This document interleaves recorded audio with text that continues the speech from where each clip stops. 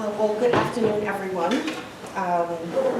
Again, my name is Dr. Kameelah Mu'Min Rashad. I'm originally from Brooklyn. I live in Philadelphia. I'm relocating to Chicago. I have roots in North Carolina and in the Caribbean at St. Kitts and Nevis. So a lot of my work has been to really around a personal narrative of integration. How do I understand myself as a descendant of enslaved Africans in both the United States and in the Caribbean, as a second generation Muslim. My parents converted to Islam in the late 70s.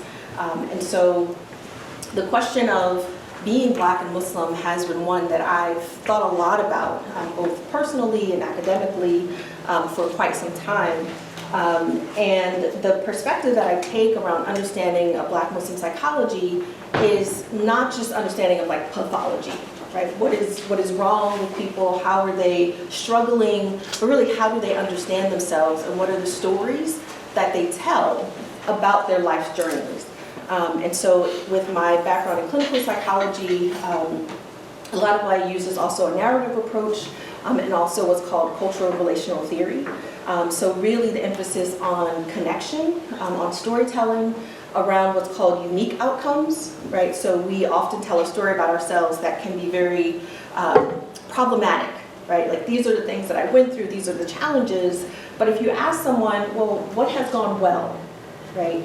It makes them pause and to tell perhaps a different story.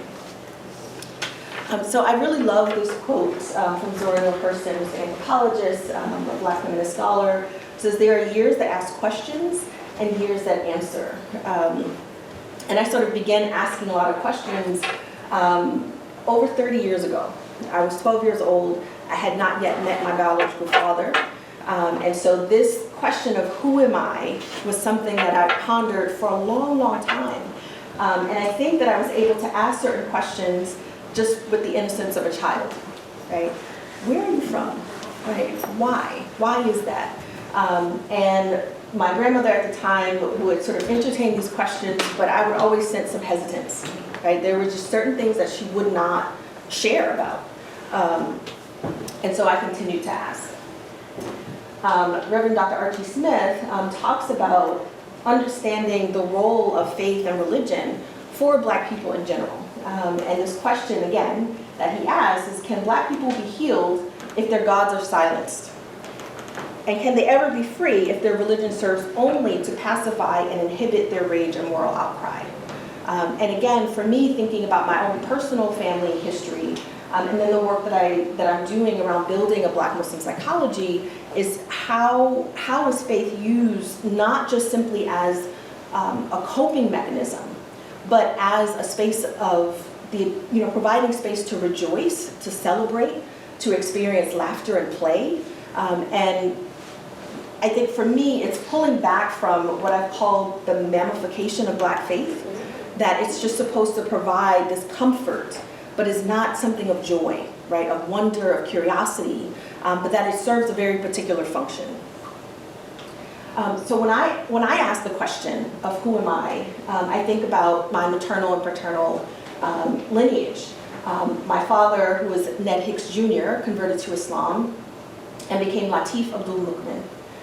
He is the son of Imogene Baker, the daughter of Clarence Baker, son of Margaret Harry Edgerton, daughter of David Edgerton, and I'm the fourth great-granddaughter of Joseph Edgerton and Mary Ann Ross, who were both agents on the Underground Railroad in Uprising Sun, Indiana. I'm also the daughter of Amina Bea, who was formerly Sandra Clark. And this is my maternal line that has roots in North Carolina going back over 200 years.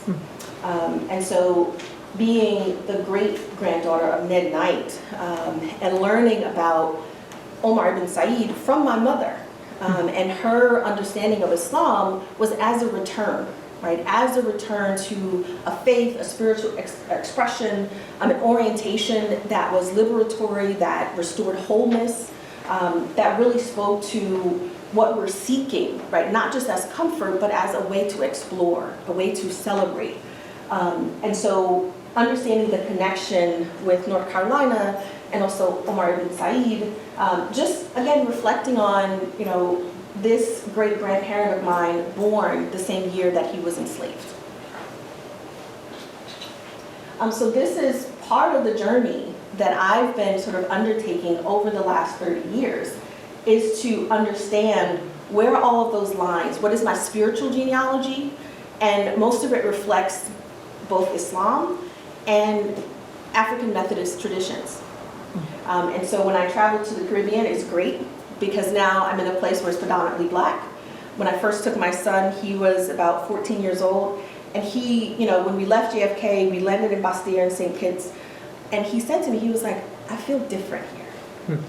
He felt lighter. He couldn't explain, and I was, being like the mommy psychologist and trying to get him just to express, like, what does it mean to be here now? And everyone looks like you.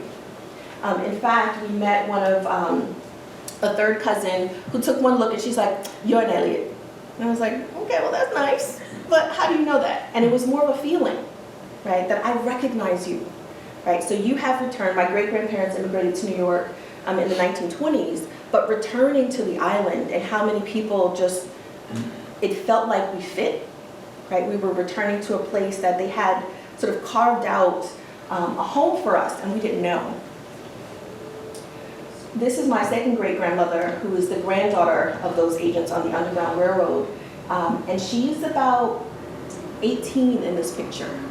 I have a picture of my youngest son who looks almost exactly like her.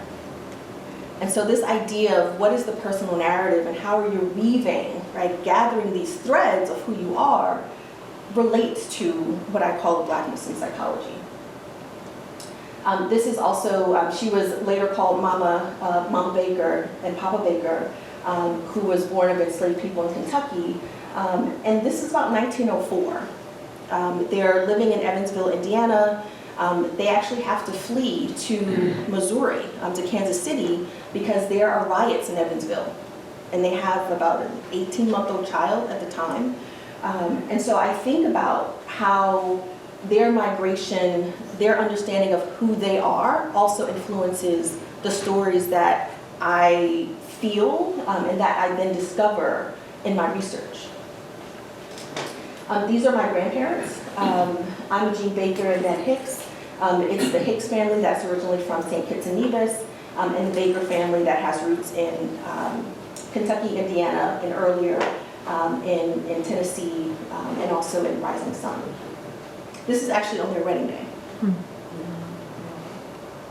These are my parents. Sandra Clark, she is about 20 in that picture. And my dad, I'm not sure how old he is there. But when I think about, again, the pieces of the diaspora that they bring together, and then in embracing Islam, right, now create sort of another thread, another layer that I'm still exploring. And these are my children.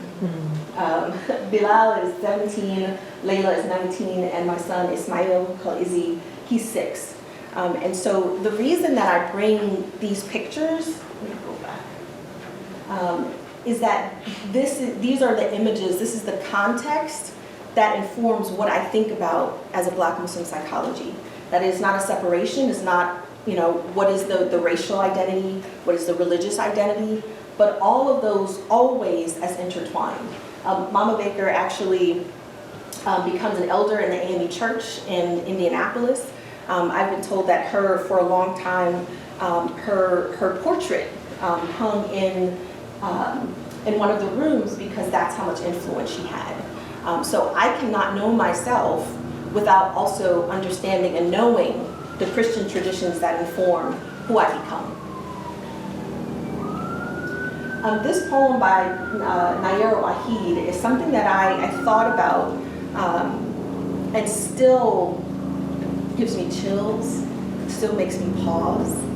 But this idea that I lost a whole continent from my memory. Unlike other hyphenated Americans, my hyphen is made of blood, feces, bone. When Africa says hello, my mouth is a heartbreak because I have nothing in my tongue to answer her. I do not know how to say hello to my mother. And when I feel that, right, like I feel that poem in my body, I also want to respond back and say, I can say hello to my mother, right? It's in an embodied way, it's in an emotional way. I may not yet have the words, the language, right? But I can visit, right, the Gingerland, Paris, and Nives, and I'm saying hello, right, by way of the Caribbean. I can see remnants and feel remnants of all of those spiritual traditions in the person that I am. And so I kind of want to challenge this idea that everything was erased. It was all eradicated, right? And that there was this sort of erasure and blank slate. And what I argue is that what begins to emerge, particularly in the Great Migration of Black Southerners north, west, northeast, is what I would say a blossoming, right, of what is already present. And so when you were talking about, like, it's not a blending, right, but there are these echoes, right? There's what is still existing, but we have it not yet named as a Muslim practice, right? When I think about some of the practices of my mother, even around when she would braid our hair, right? And she would burn whatever hair was in the brush or in the comb, and I would say, why do you do that? Right? She couldn't explain it, but some of it was related to like root work, right? That no one could sort of get a strand in your hair and try, right? She couldn't later, right? I would discover these things, but she couldn't explain. So this is what is sort of the tradition that's passed on, and now we're working to figure out, like, well, what is the sort of academic, right, way of describing and explaining what these practices mean. And so in developing a Black Muslim psychology, I call it gathering the threads. And it's from this quote from Alice Walker, who says, in that story, I gathered up the historical and psychological threads of the life of my ancestors lived. And in the writing of it, I felt joy and strength in my own continuity. I had that wonderful feeling writers get sometimes, not very often, of being with a great many people, ancient spirits, all very happy to see me consulting and acknowledging them, and eager to let me know through the joy of their presence that indeed I am not alone. And I can say over the last 30 years, I have often felt certain lines, right, of my family tree calling to me, right? Just like I would see a path and say, that's a brick wall. I don't have time to sort of like unearth what's there, but I would be called back to it repeatedly. And that's what happened when I began to explore my second great grandmother, Mama Baker, and her connection to the Underground Railroad, and also making my way back to the Caribbean. So, I would argue even these ancient spirits, what begins to happen, I think particularly with understanding African American Islam, is it is delegitimized. It is not seen as authentic, and that is from the perspective of the African American community and also the broader Islamic community, right? There's an issue of authenticity, right? Can you truly be both Black and Muslim? Can you be a representative of Islam? And what does it mean for particularly someone like me to have, not an interest in interfaith work theoretically, but because my grandmother's a Christian, right? And I would argue that the composition of my family in some ways also mirrors what you would find on the continent. That there are people who are familiar with Islam as a practice, but may have identified as Christian, right? Or a different, African spiritual tradition. But these expressions coexisted, right? So when we began to think about particularly the impact and the legacy and the implications of Omar ibn Said's life, it is to understand how people are existing, how they're writing in some ways, maybe not literally, but how they're writing the narrative, right? How they're highlighting some of the unique outcomes, how they're sharing their method of integration, even if it's not legible to other people, right? So I know who I am, but is the burden of providing evidence, right, to who I am as a whole person, does that burden of evidence fall on me, right?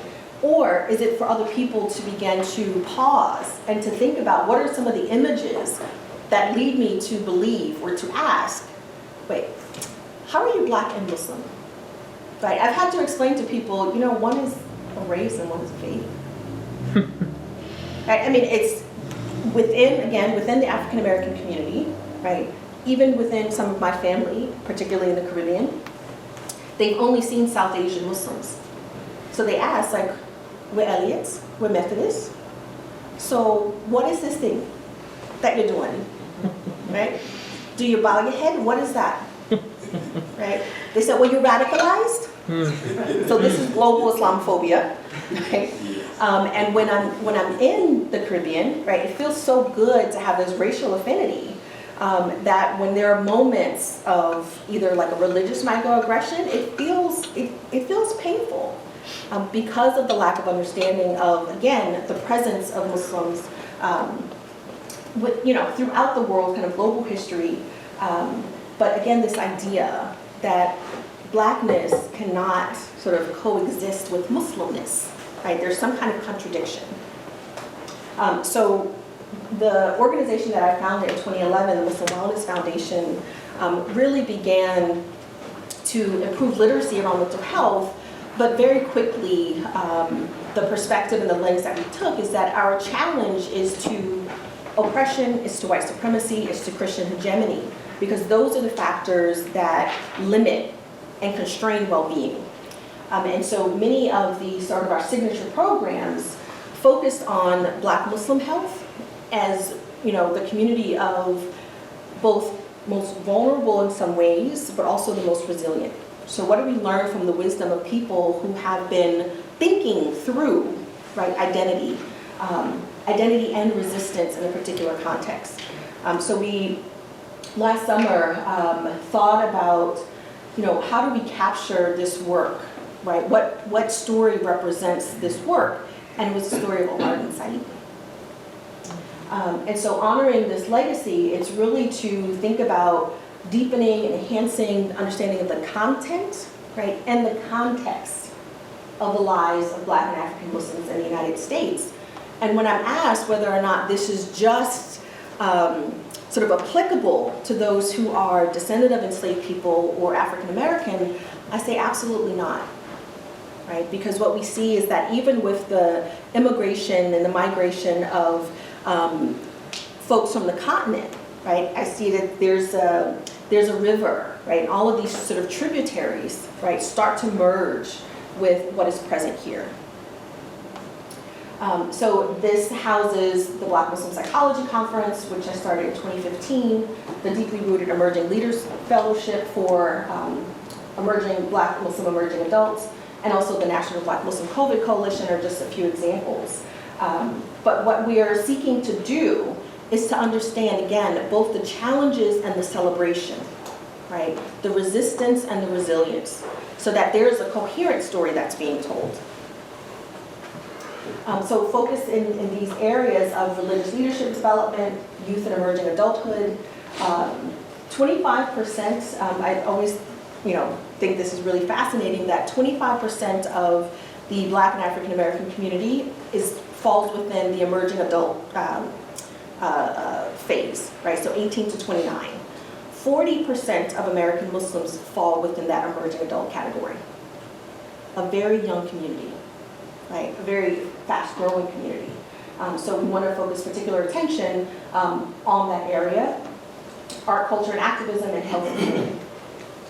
And it's, just some of the work that we're doing to really, again, explore that it's not an either-or, it's not a contradiction, it's not a contrast, but it is about wholeness, it's about integration, it's about narrative and understanding how those narratives contribute to a sense of well-being. So health and healing within the Omar ibn Said Institute looks something like this, right? Again, how are we understanding all of the aspects of who people are and what it means to be Black and Muslim, particularly in the United States.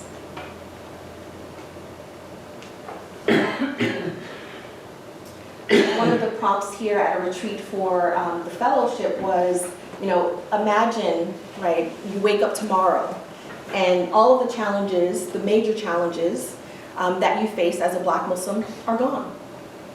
Anti-Blackness, Christian hegemony, white supremacy is gone. Who are you now? And what many of the young people told me is that, one, nobody had ever asked them that question. They didn't know how to answer. And they felt some pain that so much of their imagination had been captured by these questions of oppression, that they had not given themselves space or been allowed space to imagine, how do I exist otherwise? And so you might see from the picture, talking about empathy, living without constrictions, equitable, spiritual, it's sustainable, there's rest and that's reward. And so just saying, no one's asking you to write a proposal about the abolishment of white supremacy, right? But just imagine, right? Imagine a world without white supremacy, right? What would you do? One of the young people told me, I would just sit on my porch and write stories, right? Stories about anything. I would be able to laugh and play, and those are not moments, but part of how I exist. So Black Muslim psychology is concerned with identity, with faith and spirituality, psychological well-being, right, as a construct which includes agency, personal relationships, autonomy, right? And I would argue here that psychological well-being is also related to sovereignty, right?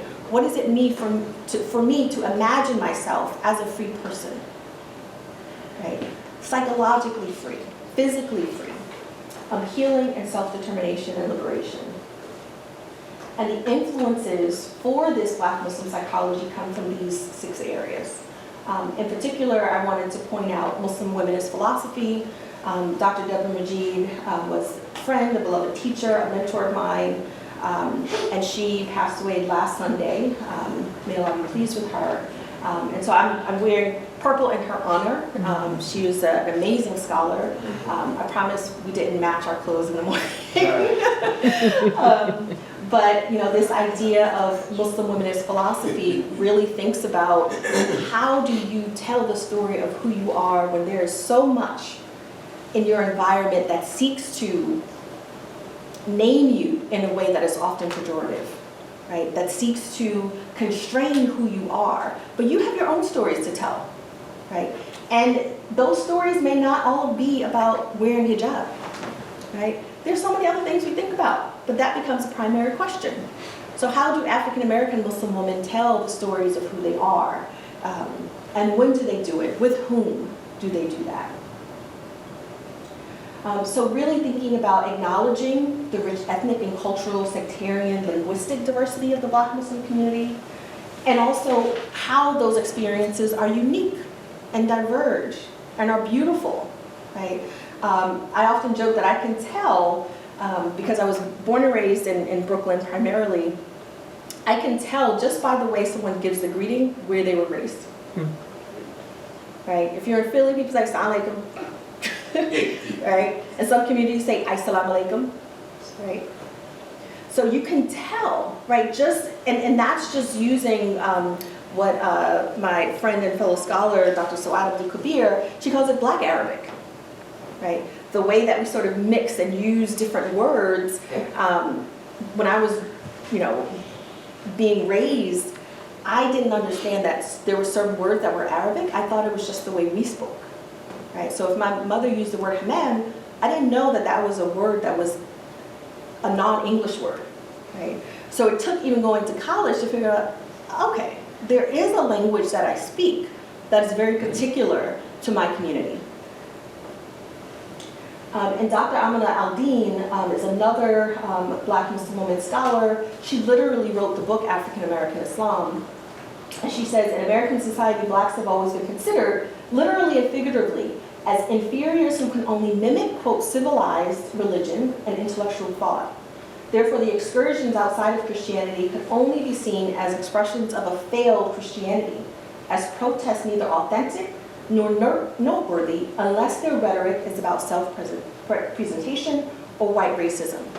And again, this is how many of, when people push back and they say, well, the Nation of Islam, is different or is not a part, it's like, this is the part of our spiritual genealogy, right? So with any religious tradition, you might, take issue with certain theology or ideology. But although I was raised as a Sunni Muslim, right? I could not be who I am as a Sunni Muslim without the Nation of Islam, right? But if now more recently people are studying, well, what is the sort of the religious practice of the nation, not as sort of an opposition to, right, or just as a black nationalist movement, but understanding the evolution of the spiritual practice, and Imam will talk more about that later.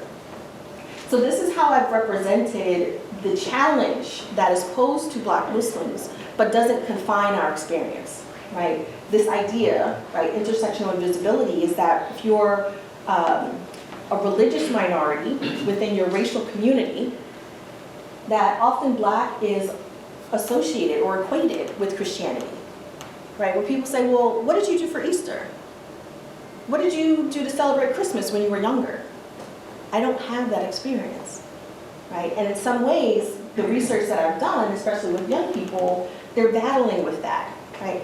How does being Muslim lend to this perception that it invalidates my blackness, right? That I'm a different kind of black person if I'm Muslim. And then if you are speaking specifically within the American Muslim communities, that, again, given especially Islamophobia propaganda, that all Muslims are Arab or South Asian, that they're brown, that they're foreign, and Arab and Muslim are used synonymously, right? So existing sort of in this space where there are calls to provide some kind of authentication, right? Can you say the Surah Fatiha, right? Someone asked me, a reporter asked me, so how did your parents feel about you converting to Islam and changing your name? It's like, you've obviously not done any research about who I am, right? The assumption was that this was not my name. And so this can sort of lead to that intersectional invisibility. But the Black Muslim Psychology Conference says we are always all of who we are, everywhere we are, right? And so what wisdom does that offer? In 2021, the theme was around Black Muslim freedom dreams, right? So what does it mean? The questions that we're asking is about the Black Muslim imagination. How has that persisted through time, right? Through enslavement, through times of revolution, through resistance, but in what ways does this journey, right, help us understand the country, not just the community of Black Muslims? So this is what we sort of conceptualize as the freedom dream of Black Muslims, right, particularly in the United States. So this orientation towards freedom, which is provided, right, by the faith, thinking about what is the destination, right, to freedom, how are we mapping out that route in our imaginations, and how can we serve as guides for other people who are grappling with how do you exist in this space. And then finally, always, that our North Star, right, our figurative, our spiritual North Star is always Allah, is always the Creator. And that we have complete and utter reliance on the Creator in that regard. And when I think about the story of Omar ibn Said, is that North Star was so present, right? I mean, amidst the unimaginable, it was present. So we go through this inquiry, right, of, again, what is our destiny? What is our destination? And that is a question of who will we be, right? Again, thinking beyond what constrains us. So the way that I would summarize sort of the pursuit, the development of Black Muslim psychology is taken from what has been properly translated from Said's writing about this wish to be seen, right, in this land called Africa. And so Black Muslim psychology includes a wish to be seen, to be restored, to rejoice, and to be free. So my questions that I've had around that pursuit, right, is thinking about what enabled our ancestors to remain steadfast, what profound belief comforted them, and how do we recognize and honor what would be unknown but is embodied, and how do we channel the faith or the faiths that informed who they are and contributed to our existence now. And then what is the counter-narrative? How do we process all that has come before so that we're creating a new understanding, right? That we are a new people here and a new way of thinking about how to leverage all of those aspects of who we are. So this is 10-year-old me fifth grade school portrait. They decided to give the Muslim girl the Christmas background. So I always love this picture, just because of all of the questions that it raised. But that's how you can find me.